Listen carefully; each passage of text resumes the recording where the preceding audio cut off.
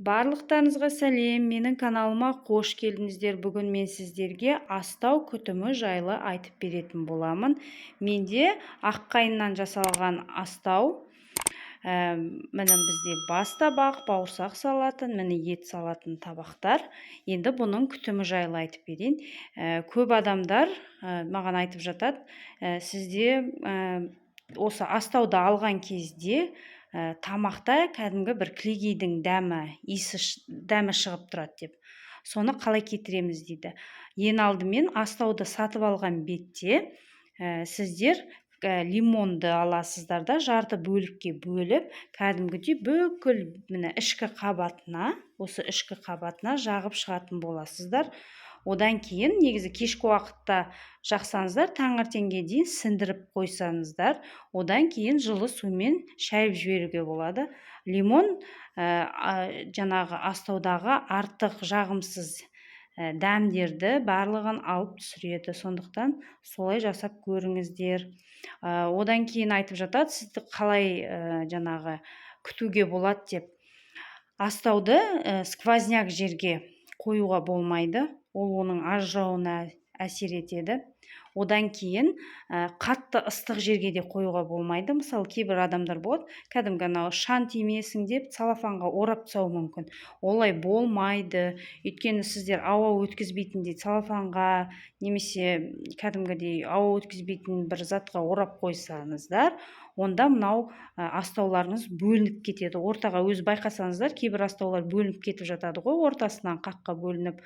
Вот содан болуы мүмкін. Сондықтан ондай кәдімгі бетін ашып қойып, бірін үстіне бірін, мысалы, менде міне осылай тұрады, барлығы бірін үстіне бірін осылай қойып қоямын, беттерін ашып қоямын, ешқандай ештеңке болмайды.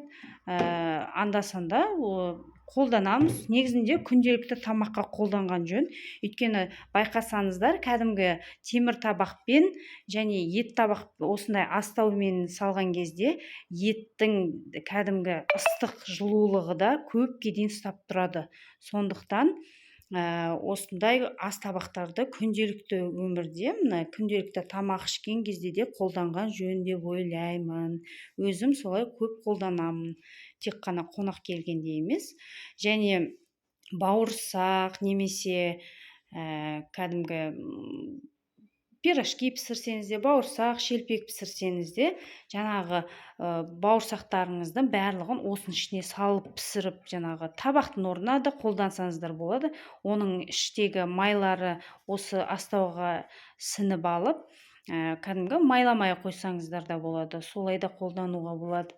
Және мен мысалы 4-5 айда осылай кәдімгі үй жағдайындағы сұйық майды пайдаланамын. Және оған кішкене сұйық майды құйып, осылай қазір құйып аламыз. Одан кейін мені осылай сүртіп шығатын боламын. Ішкі қабаттарын сүртіп шығамын. Одан кейін бір 4-5 сағатқа қойып қойсаңыздар болады. Одан 4-5 сағаттан кейін, бірақ осы майы сіңгеннен кейін толық сіңеді ғой. Сол кезде міне қатты майды шылқылдатып жағуға болмайды. Міне осылай кішкене майды жақтымдап, барлығына осылай жағып шығатын боламын. Қатты көп жағудың да қажеті жоқ. Білесіздер, майдың жаңағы көп тұруға да болмайды. Кілегей болады. Бір жабыспақ болып қалады ғой өзі май тиген зат. Сондықтан да бір 4-5 сағат сіңіп біткеннен кейін толығымен жылы сумен астауды жуып шығу керек, шайып алу керек. Артық жаңағы біздің майларды кетіру үшін. Сондықтан солай жасап көріңіздер. Кәдімгі кейбірлер айтып жатады, тек қана жылқының майын қолдануға бола ма деп. Жоқ, жылқының майы ғана емес, кәдімгі сұйық майды да қолдансаңыздар болады. Оның майға ешқандай қатысы жоқ. Осылай барлығын маймен сүртіп шығатын боламыз. Одан кейін жылы сумен, кәдімгі краннан ағып тұрған жылы сумен қолданып шайып алатын боламыз. Осындай әдістерді қолданып көріңіздер. Негізі жел тимейтін сондай жерлерге қойып қойсаңыздар болады. негізінде мүмкіншілік болса күнделікті өмірде осы астауларды пайдалану қажет. Өйткені бұның пайдасы өте зор, денсаулыққа да пайдасы зор. Аққайыннан жасалған кәдімгі табиғи, адам денсаулығына зияны жоқ ағаштан жасалған біздің астаулар. Қазақтың ұлттық нақышын келтіріп, бір әдемі, бір сапасы да әдемі, керемет жасалған. Міне мен осылай шелпекті пісірген кезде осы табақты қолданамын. Осылай шелпектерімді салып қоямын. Мысалы, мына бас табақты мен күнделікті манты жасаған кезде қолданамын. Кәдімгі одан кейін тамақты ішіп біткеннен кейін осы ыдысты мысалы фейримен жуам. Ешқандай ештеңке болмайды. Одан кейін жаңағы суын кептіріп аламыз, одан кейін сүлгімен сүртіп аламын. Толығымен суы кету керек, әйтпесе енді ағаш қой дегенмен. Бірақ ешқандай ештеңке болмайды. Сумен жусаңыз да күнделікті уақытта ештеңке болмайды. Сапасына қарай ғой. Негізінде аққайын барлық астаулардан негізінде қызыл қайын мен аққайын өте жақсы деп ойлаймын. Негізі елдердің барлығы соны мақтағандықтан мен аққайынды алдым. Қарағашты кейбір адамдар айтады, қарағаштарда дәм болады деп. Негізінде дәм неден пайда болады? Дәм осы іште лактың дәмі сияқты біртүрлі дәм болады тамаққа салғанда деп айтады ғой. Оның ішін лақтап қояды кейбір, мысалы осындай астау жасайтын адамдар. Ал менде мысалы ондай лақталмағанын байқап тұрсаңыздар, жылтыр тек қана мына бір жерлерде ғана жылтыр болып тұр. Қалған жерлерім барлығы лақталмаған. Сондықтан о жерде ешқандай дәм де, тамаққа дәмін бұзып тұратын ештеңке болмайды.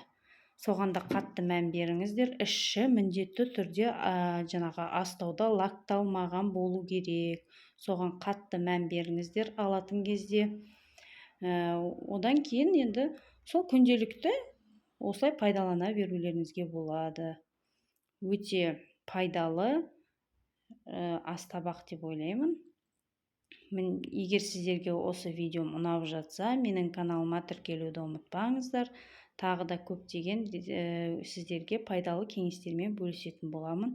Қазір мен сіздерге қалай жуу керек екенін, қалай жуатынын барлығын көрсететін боламын. Менімен бірге болыңыздар. Міне осы майы толығымен сініп болды. Менде бір кемінде 4-5 сағат тұрды бағана майлағаннан кейін.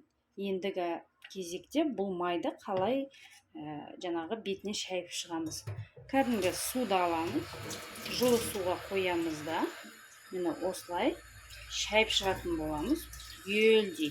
Ештеңке болмайды, уайымдамаңыздар, су тиді деп. Міне кәдімгі мысалы ет жеген кезде де май болады ғой.